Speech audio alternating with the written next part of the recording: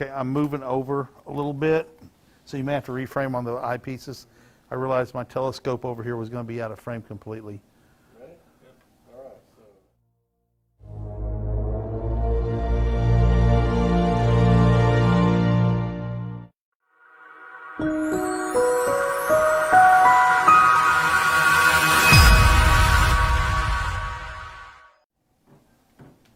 Hi everybody, Kent Martz here. Welcome to Wednesday's broadcast here on Amazon Live. It is First Light Chronicle Day, and Paul Newton is, the director, is off this week, so we're all learning new skills, how to do the switcher, how to run the director's chair, and move cameras, and do the intros and outros and everything else. It's quite a fun challenge, but we're going to do it. We're trying to see if we're going to get the chat function up so I can see it, and it looks like indeed, yes, I can see the chat function right now. We appreciate you joining us. If you're out there and can give me a chat, if you would please, just so I know that the chat function is working. It looks like it is as well. So today we're going to be talking about the 82-degree series eyepieces on First Light Chronicle. Explore Scientific makes a variety of eyepieces in different fields of view. And as the number goes up, the field of view goes up. So the number, when you've seen the show before, is the 52-degree series of eyepieces.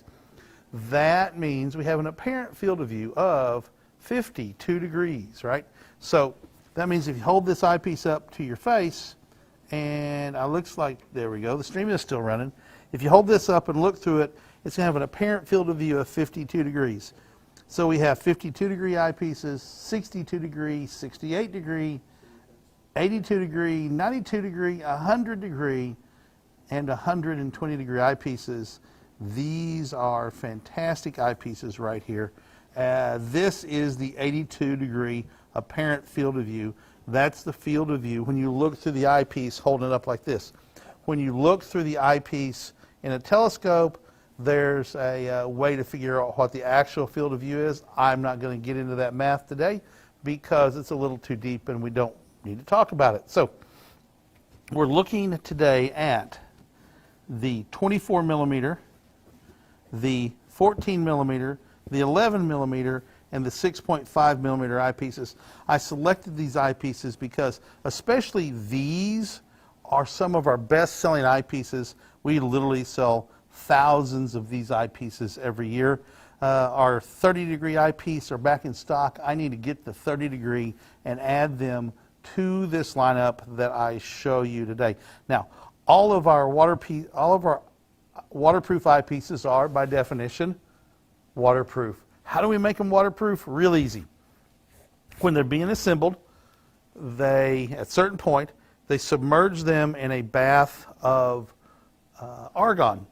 And then they let the argon, which is a heavier gas than air, push all the air out of it. And when that air comes out, it takes all the moisture with it because argon is an inert, dry gas. So all the moisture goes out. Then they put a little plug in it right here under this sticker that says AR for argon. That little sticker that's in there then, not a little sticker, the plug keeps the argon in. The O-rings that are in the eyepiece keep the eyepiece purged, and so now if it gets to the right temperature, the eyepiece cannot fog up inside because there's no moisture in there to turn to fog. It can fog up on the outside or get dew on the outside, yes, but that doesn't hurt it because they're waterproof.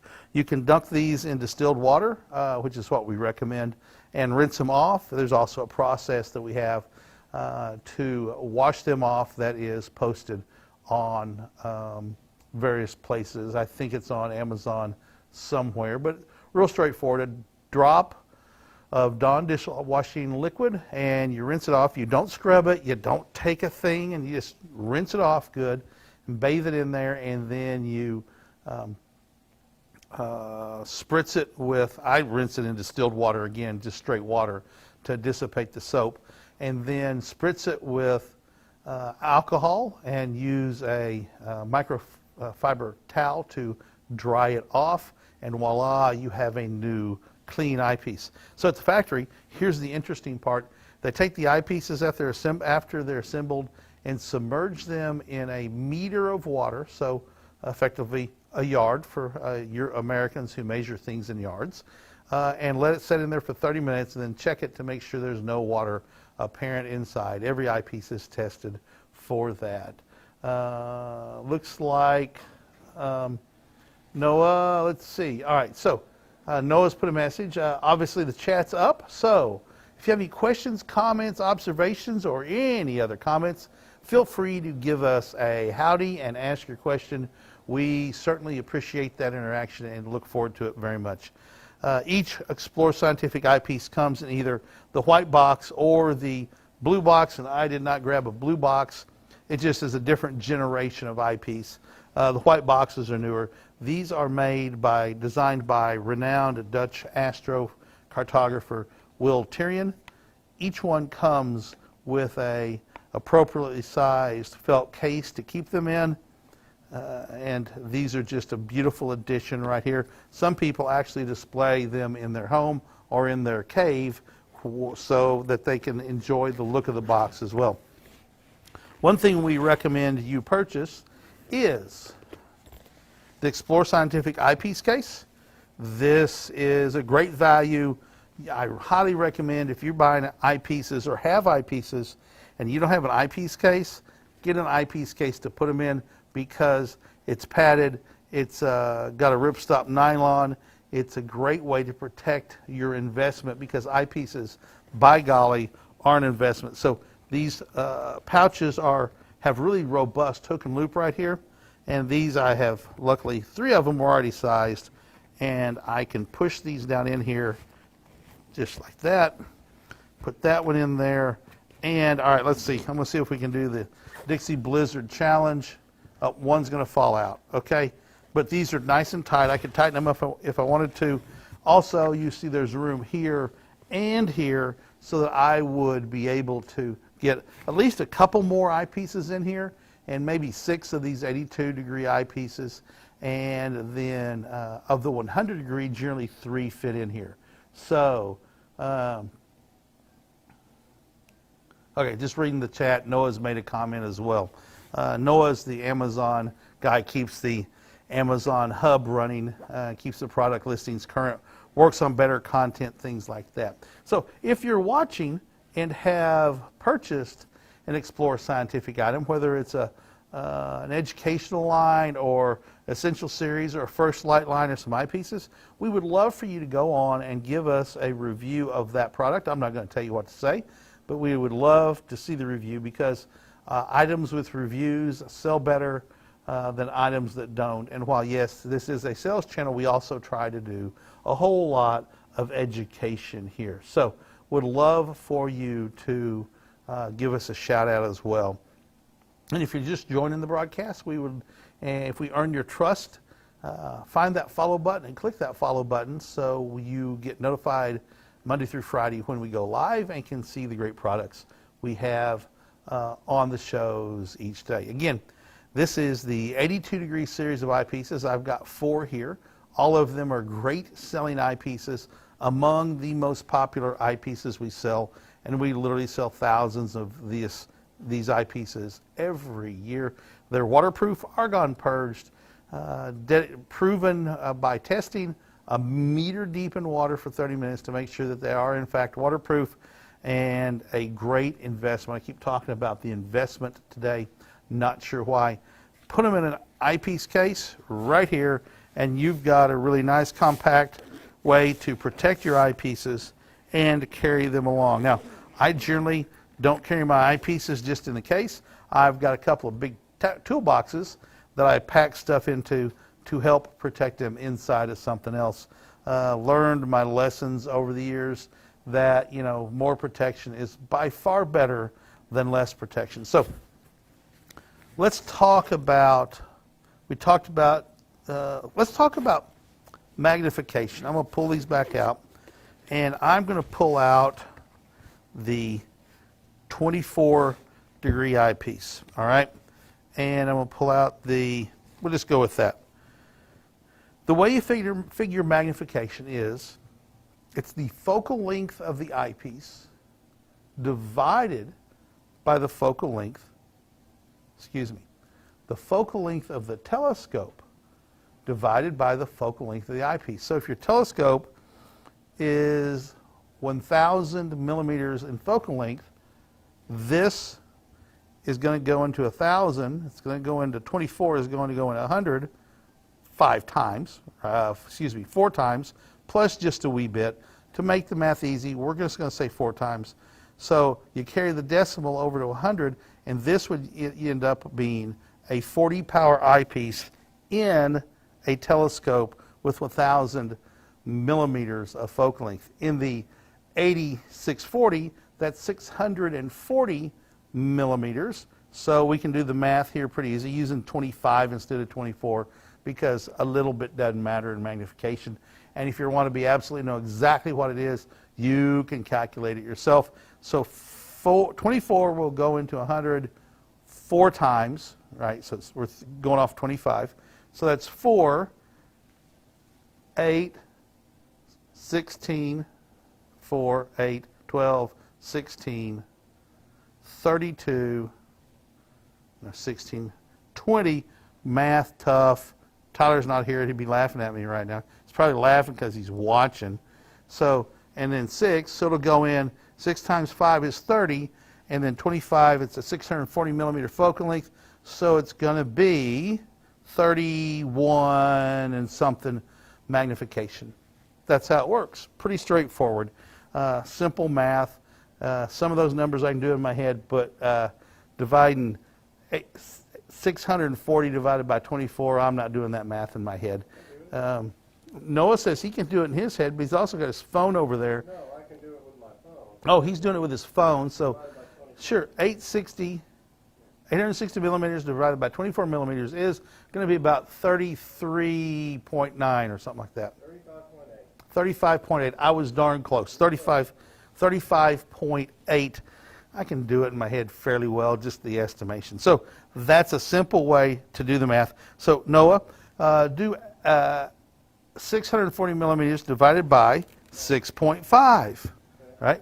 So the same telescope, 640 divided by 6.5, 98.4. So 98 power this would yield. But if you put this on a different telescope, the eyepiece is going to yield a different power. The eyepiece doesn't change. What changes is the focal length of the telescope, and those two things work in combination to create the magnification number of your telescope. Focal length divided by the number on the eyepiece. Now, here's something else we just talked about. A lot of people misunderstand, and they think the small number is going to be small magnification. And that would be the correct answer if it was multiplication. But it's not multiplication, it's division. Thus, the bigger eyepiece, the bigger the number on the eyepiece, the less magnification. So, Noah, do what was 640 divided by 24? 43? 26.6. You gave me the incorrect focal length the first time. Okay, 640 divided by 24. 26.6 power. So if you substitute it in a 12 millimeter eyepiece, it's just going to double the magnification to times 2 to what? 53.3. So every time you cut the number on the eyepiece in half, you double the magnification. So if we went down to a 6.5, we're going to effectively double the magnification again. I really advocate buying eyepieces in steps like that. So like going from 30 to 15 to 7.5 or whatever's closer, 40 to 20 to 10 to 5, things like that. Yields really nice steps of power. I am not a big advocate of buying a super high-powered eyepiece and just whatever else you have. And here's why. Because you find it in your wide field eyepiece, say a 25 millimeter eyepiece that comes in this telescope. It's going to be 25, whatever that magnification is, and it's effectively a 52 degree eyepiece. and you're going to look through it, and you're going to center up on whatever you're trying to find, and then you're going to put in like a 3mm eyepiece. Well, the magnification is, so it's going to be 25, 12, 6. It's going to be 4 times the magnification roughly, and your object that you're looking for is probably not going to be in the eyepiece, and you're not going to be able to find it. You're like, well, how come I not find it? Because if you went from a 25 to a 12, 13, 15, down to a 7, down to a 3, whatever the math works out to, whatever you have, in close to that doubling the steps, you keep centering up, and you're getting really good precision as you're looking through the eyepiece. So you're looking through with your widest eyepiece, your least powerful magnification, then you switch and you move it and get it centered up, and you switch and you move it and get it centered up, and then you switch to the high-powered eyepiece. You're going to find it because you've been centering it up every time and keeping it in the center of the field of view. A difficult concept to get. We'll have people that concept, I just can't find anything. It's because they have a 25 or a 30 and a real high-powered 4.5 or 3, and the steps are just too big. It's very difficult to make that work. So, going to switch over a little bit. Now we're going to talk about the First Light series of telescopes from Explorer Scientific. This is the First Light AR 8640. So FL means First Light. 80 gives you the diameter of the telescope, 80 millimeters, and the 640 gives you the focal length. All of our telescopes have the same sort of measurement. They either give you the focal length, which is what we do in the First Light series, or if you get up to the more expensive triplet telescopes, meaning they have 3 pieces of glass up here, not 2, you get up to the more expensive triplet telescopes, we talk about them in focal ratio, which is the ratio of the diameter and the length. Okay, it's a math equation. Do I have the right one up on the screen? Yes, you do, absolutely. And that was the right one up on the screen. So there you go. So this is a Twilight Nano mount. Very simple, easy beginner mount because it simply just moves left and right and up and down. Nice, smooth, easy. Everybody can understand how to move it. Here's sort of the hard part. When you look through the eyepiece, depending on how the diagonal is angled, it's not going to look in the eyepiece like you're moving left, right, up, and down. You sort of have to master that a little bit. That's the thing that comes with practice, right? You want to use a telescope like anything else. You want to learn to knit, play guitar, shoot basketball, you got to practice. The more you use it, the better off you are. Now this eyepiece, this telescope comes with a 25 millimeter super Plössl eyepiece, a 90-degree diagonal, and a smartphone adapter. It also comes with a red dot finder scope. So the 25 millimeter super Plössl is the eyepiece it comes with. A really nice, generous eyepiece. It's a 52-degree field of view and 25 millimeters. It is not a waterproof eyepiece, so don't go dunking it in a tub of water because you're going to wish you hadn't done that. The diagonal goes into the end of the telescope, and it's got a mirror down in there that might be hard to see, but there's a mirror in here, right? And that mirror, the light comes out of the telescope, bounces off the mirror, and comes out here. What's the benefit of this? Well, if I was trying to look through something on the horizon right here, I could just put an eyepiece in here and look through it. But if I want to look at something up in the sky, like that, now this is very difficult to look up in the sky. So what do?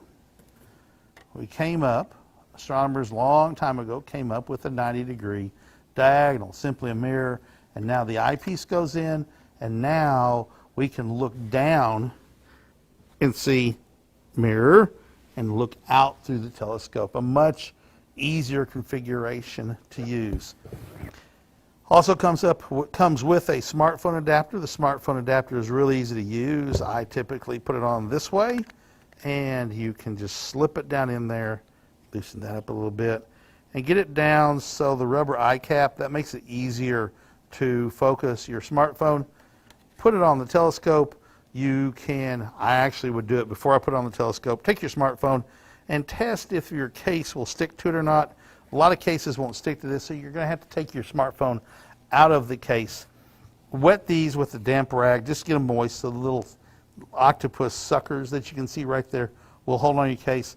Turn your camera on and just come down and get your camera centered in the circle of light you're going to see. When you get there, push it down real hard so it's good and stuck. Make sure it's stuck on there. It also comes with this little elastic band you can put on. You could also use some Velcro or something like that, or hook and loop. Not Velcro. You could use Velcro brand if you wanted to, or you could use the generic hook and loop and put it on there. So that helps keep your smartphone on the adapter. Now into the eyepiece, and there you go. You can start taking pictures of things in the night sky.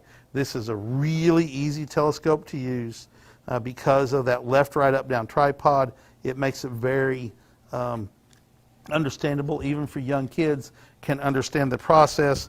The question sometimes is, do they have the motor skills to actually make fine motor control? And that's one good way to help develop it, is by using those as well. So it comes with a red dot finder as well. You turn it on and there's a red dot gets projected right there onto a little piece of glass or plastic. You can move that red dot left, right, up, and down.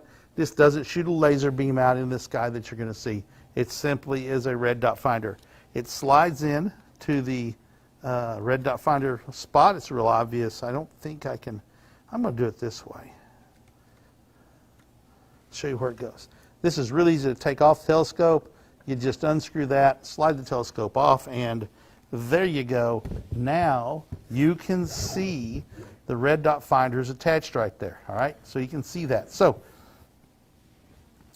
how this is going to work is you're going to take your telescope out in the evening and point it to the farthest away thing you can see.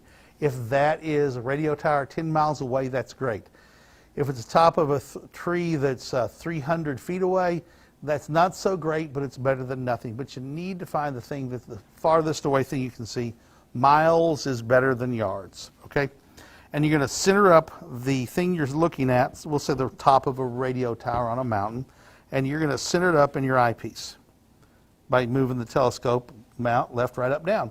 And you're going to center it in the eyepiece. And now you're going to turn the red dot finder on, and you're going to move the left and right and the up and down buttons, knobs, until the red dot moves and covers up the very top of that radio tower.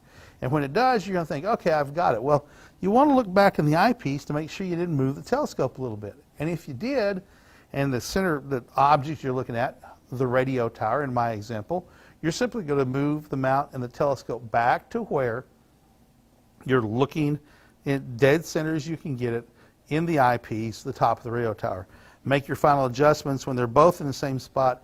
Now you're ready to swing to the moon or another nighttime object that you can see in the sky and put the red dot finder on that object and then look in the eyepiece.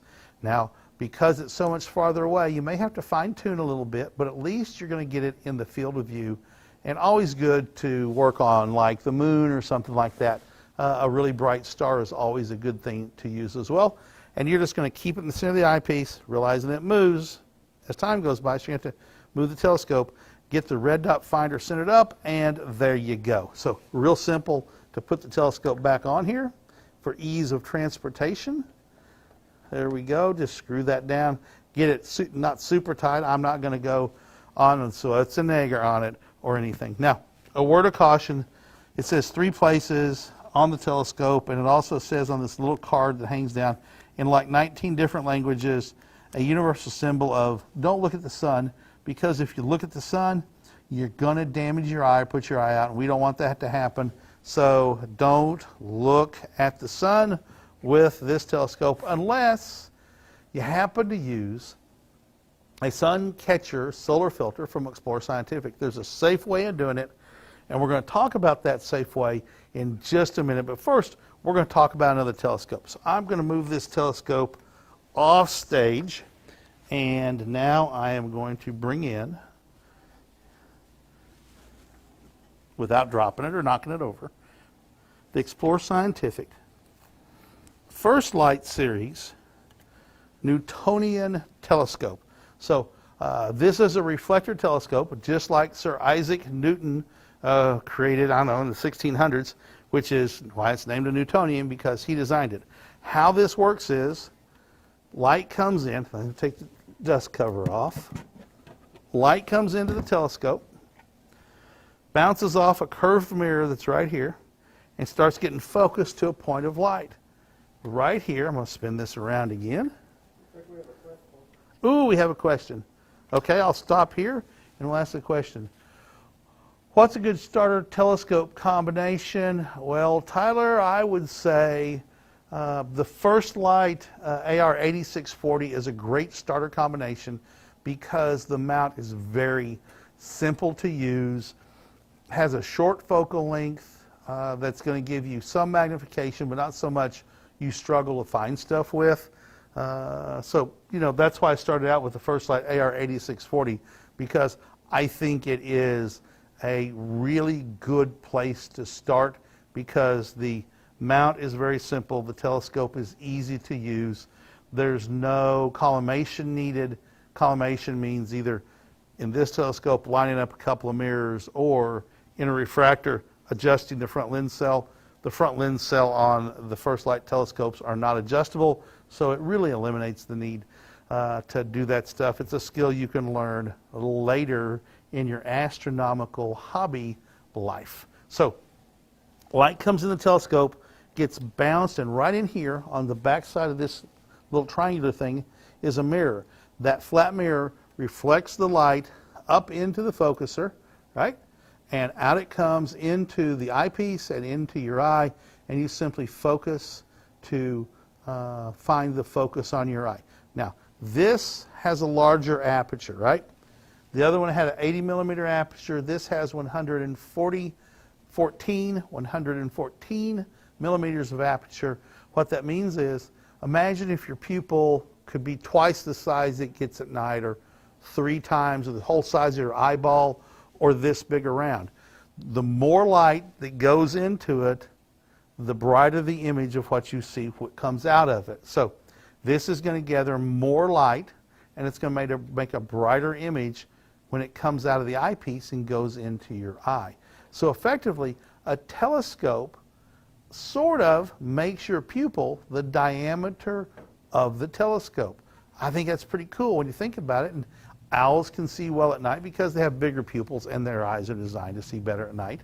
Our eyes are not, although under dark conditions, if you don't use any white light and you don't see any white light, your eye is an amazing thing. You can see in the dark if you'll just let your eye do its job. Now, the older you get, sometimes the pupil doesn't get as big, so you're going to be limited in that. And I can already see it happening in my eyes. My pupil just doesn't get quite as big as it used to. But it, 6-7 millimeters, I think, for young adults and teenagers, and even, but as you get older, you start losing a millimeter or 2. So that has an effect. But life goes on, right? This telescope as well comes with a red dot finder scope right here, exactly like what we talked about, a 25 millimeter Plössl and a smartphone adapter. Now, you're going to look at this tripod, you're going to notice that it's different than the Twilight Nano. The Twilight Nano was simply a left-right, up and down tripod. This mount is a little bit more complicated, although it's more powerful. And that's because you can set this up by pointing this axis right here, pointing north, okay? You can point that north, and then you can use this gauge right here on the side to set it to your latitude. Like here in northwest Arkansas, where Explore Scientific is located, the latitude is 36 and a little bit. We were down at Fort Worth Camera doing a show last weekend, and they were at 32 degrees north. So on all our tripods we took down, we had to adjust that to be the latitude of where we were. So you get up in Canada, you're going to be up in the 50s, and if you get to the Arctic Circle, you're going to be at 66 degrees north. So the farther north you get. These work in the southern hemisphere too. If you're in the southern hemisphere, you simply point it to the south celestial pole and set your latitude for where you are in the southern hemisphere. So what benefits does it have? Well, the other one's just left, right, up, down. You've already seen me turn this axis, which is called declination, And think of it as sort of up and down, but it gets a little bit complicated. This axis is right ascension. This is the axis that mimics the rotation of the Earth. So if you point this axis at the North Celestial Pole and get it done really well and really accurately, you're going to simply point to something, we'll say right there in the sky. You're going to point to something, get it centered in the eyepiece. You're going to look in the eyepiece, get it centered, and now you can simply turn this slow motion control arm right here. You see it's flexible.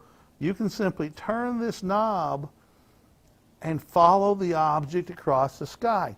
Now if your polar alignment's off a little bit, you simply turn this other knob that turns, you can see right here, see it turning, right?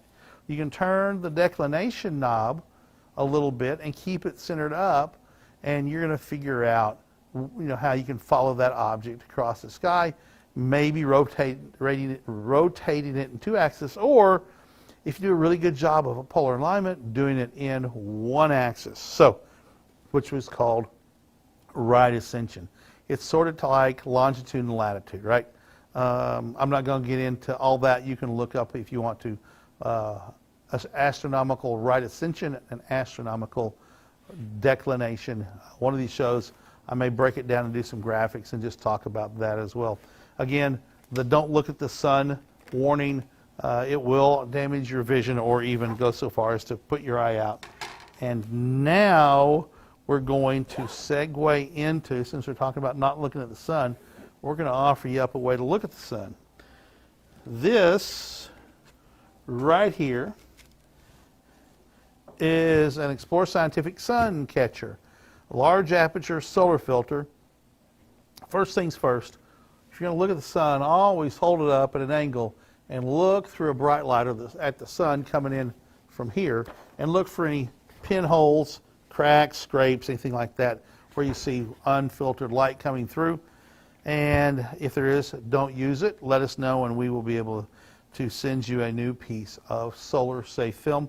At the Fort Worth Camera Show Saturday, we had a pair of our big binoculars out with a solar screen, and a number of people were afraid to look at the sun, even though there was a person sitting there looking at the sun, because they don't want to put their vision out. I understand that, and a couple of people just wouldn't do it, even though they saw people doing it safely.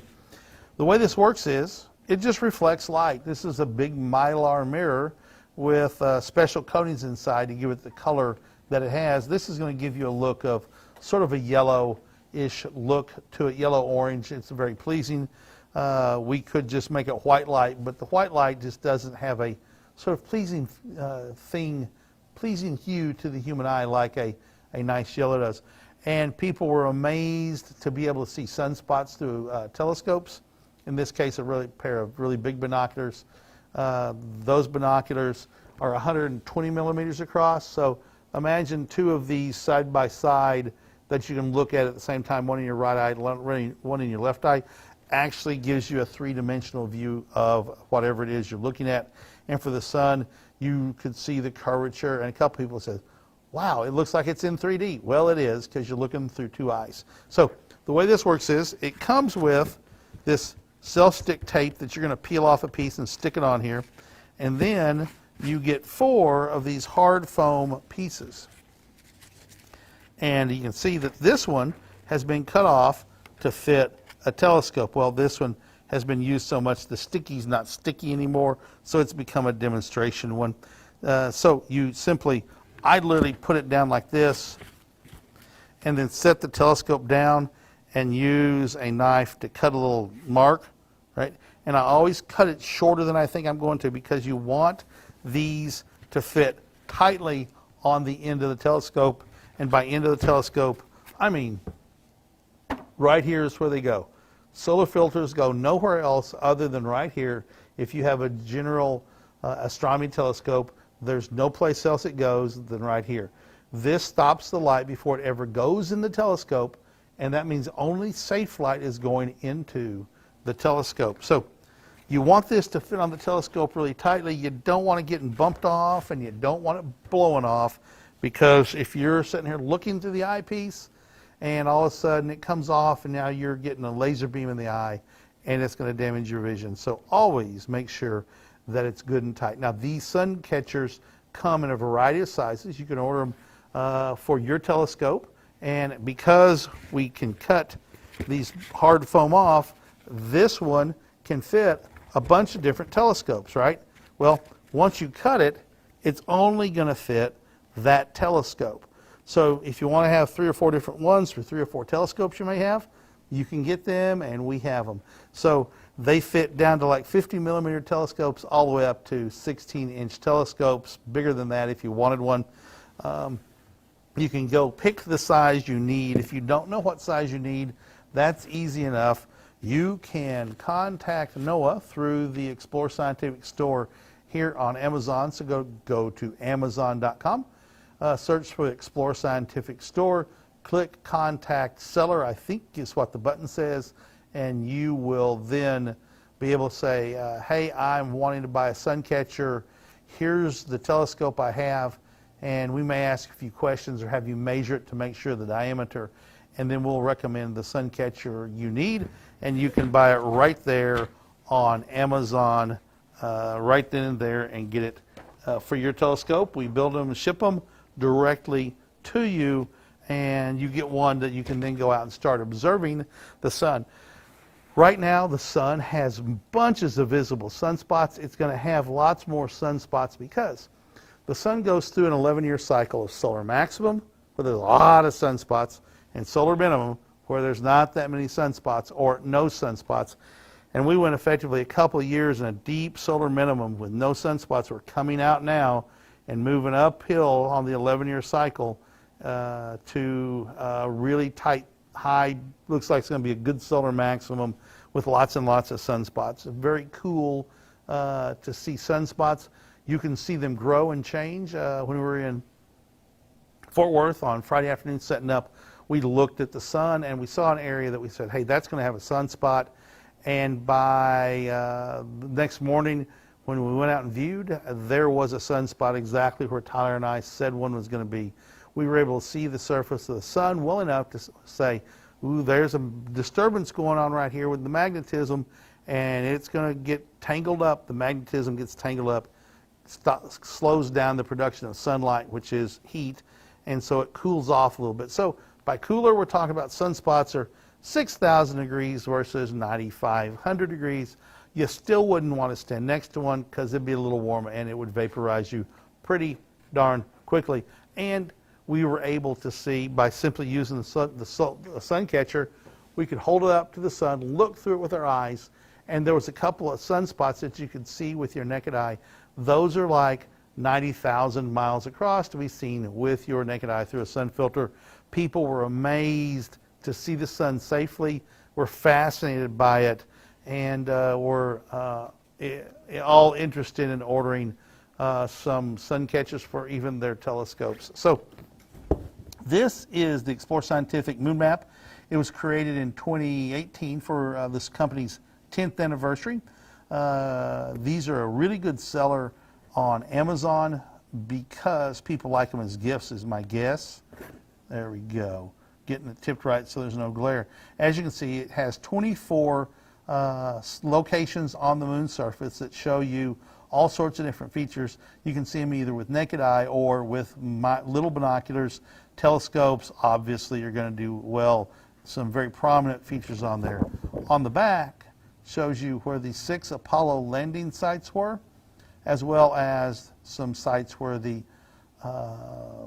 Japanese lunar landers, unmanned landers, landed, and one Chinese lander as well on the side of the moon that we can see. So this is the Explore Scientific Moon Map, a fantastic seller. If you've got a kid or a friend, partner, whatever, that is interested in the moon, the Explore Scientific Moon Map is a fantastic, really inexpensive birthday, anniversary, hey, I really like you a lot, gift as well. Or if you just do astronomy yourself, feel free to show up and buy yourself one of these moon maps today over in the carousel here or on Amazon Live. Would love to hear a shout out from anybody out there who's got a question. We'll take questions, comments, whatever from the gallery watching. Not sure if we have this over in the carousel, but it's laying here on the desk, so I'm going to talk about it anyway. This is a red light flashlight. Yep, checking to make sure the battery's not dead. This is a red light flashlight. Really good device if you've got dark adapted eyes, you've been out where there's no light. You could use your iPhone light, light it up, and it's going to ruin your night vision. Or you can take advantage of the principle that red light, unless it's really bright like looking into it, doesn't cause your pupils to contract. Therefore, you preserve your night vision. So you can look at notes or lists or even use it to look at a road map to the sky. This is the Wiltirian double-sided multi-latitude planisphere. So it's a map of the sky. So if you want to see where something is, you can look on here, and it shows the constellations and some M objects. And you go, okay, that's what that is, and figure out what it is. Using the red light, you preserve your night vision. Comes with a handy neck lanyard. Goes around your neck. This is where I wear it right here because I always have it, and I don't have to go searching for it or looking in my pocket. It also comes with a pocket clip. It has an extender retractor so you can focus the beam a little bit. And it also has a red flashing function that you can step through and make a flashing red light. I'm not sure why, but it's a function that's on there. So there you go. And I'm not going to show it to the screen because somebody pointed out the last broadcast, hey, that could cause people to have seizures. So I appreciate that comment. I learned from our readers, so I'm going to talk about it, but I'm never going to point it at the camera again because of that. So let's talk about the Wiltirian multi-sided, multi-latitude planisphere. Now, I can show you this wee little one, but it doesn't do much good. So we made up a wee big one right here. So this is the northern hemisphere, so this is double-sided. This is good for the northern hemisphere from the equator up to 60 degrees north, which is 3 degrees shy of the Arctic Circle. Well more than 90, probably 5% of the people live where you can use this in the northern hemisphere. On one side it shows the northern sky, and on the back side it shows the southern part of the sky you can see in the northern hemisphere, so the sky looking south. What it does is it gives you a larger area so they can show more detail. All right, so this is, I'm not sure which degree they set this for when they made this, but how this works is, notice there's a ring right here. That's the date ring, and it's got dates on it. Notice there's a time here. So if we simply go to May, what is it, 25th today? Yep, May 25th. And I'm going to turn this around, and I'm going to go out, and let's say I'm going to go out at 9 p.m. I simply set 9 p.m. on the 25th, and now I know what the northern sky of the sky is going to look like at 9 p.m. And again, we're only seeing the northern view of the northern hemisphere, not the southern part. We don't have one that shows the back side of it. So this is the North Celestial Pole, and this is north, and this is east. For those of you who understand maps, east is on the wrong side, west is over here, south's down here. What's going on? That's all backwards. I don't understand. Did you people goof up when you made that? Well, no, because a land map is meant to be held on the ground. If you face north, you just put it to the north, right? So north is there, and west should be there, but east is there. But that's for the sky, or for the ground. For the sky, we turn it over, and notice now, north is where it's supposed to be, east is on the right, west is on the left, and south is right there. So this shows you what you're going to see when you look up. You're going to see this tonight when you go out to look if it's a clear sky. And with binoculars, you can see all sorts of stuff, or pull out a telescope. And let's see, let's talk about some stuff we can see. Andromeda Galaxy is well up. And going to be through the summer is going to be really nice. The double cluster is one of my favorite targets. Some objects here, let me see, find it here. So right here are two objects called, no, it's right here. On the Big Dipper, use those two stars to measure out here. right there are two galaxies called M81 and M82. One's a face-on galaxy, looks like a circle. One's an edge-on, looks like a line in the sky. One's Bode's galaxy, the other one's an edge-on galaxy. Pollux and Castor are over here in the west, setting at 9 o'clock. This blue strip right here is the Milky Way. So as time progresses, and which way do I need to turn it? Let me find May. Here's May. So as time progresses, we're going to see what happens with the Milky Way. It's getting later. There's 10 o'clock. And look, the southern Milky Way is starting to rise right here. So there's 11 o'clock. And at midnight, look, the Milky Way is starting to rise really well. And we're going to keep going. And at 2 a.m., the Milky Way is really well placed in the southern sky, starting to show the beautiful clouds here in the southern Milky Way. Andromeda's higher. All sorts of things are going on. You can tell a lot of stuff with a planisphere. So this is the Wilterian multi-sided, double-sided, I keep saying double-sided planisphere from the renowned Dutch astrocartographer, celestial cartographer. Wilterian has a ton of information, a great device for somebody who's wanting to learn the night sky. I like it because you don't have to have electricity to use it. You can play with it. Anytime you turn on your smartphone, that light is going to harm your night vision. Now, if you're in a city somewhere where there's street lights everywhere, it's not that big of a deal. But if you've traveled out to the edge of the city or out in the country and have a dark site where there's not any light pollution or little light pollution, you want to preserve that night vision. And I tell people there's all sorts of great apps on your smartphone that shows you the sky, but you want to see the sky. And to see the sky, you have to let your eyes do their jobs, adjust to the darkness, and get your pupils big. Hard for a lot of people to do who have never been outside under a dark sky before. They're afraid of the dark. They don't think they can walk and see. I've had people really get excited and upset. Just calm down, everything's going to be fine.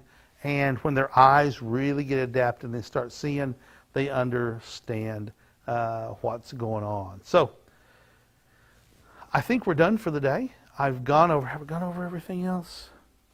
Yes, I've gone over everything that I wanted to go over.